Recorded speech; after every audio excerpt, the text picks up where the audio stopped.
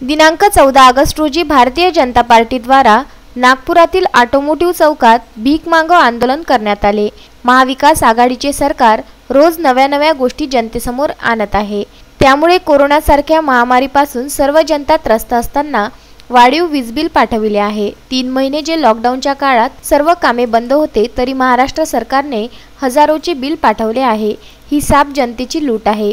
राज्याचे ऊर्जा मंत्री हे नागपूरचे आहे, परंतु त्यांचा काहीच फायदा नागपूरला नाही। आज ऊर्जा मंत्रींनी जनतेला भीक मागण्याची वेळ आणलेली आहे। गरीब जनतेची वीज बिल माफ करा याकरिता भारतीय जनता पार्टीद्वारे भीक मागो आंदोलन करण्यात आले।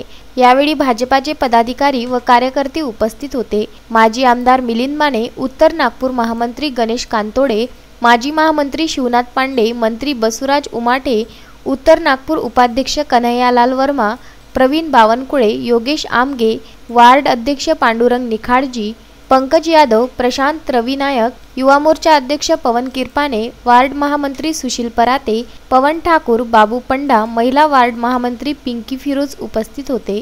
पियुष झुंझुवाडिया, विदर्भ न्यूज, सावनेर।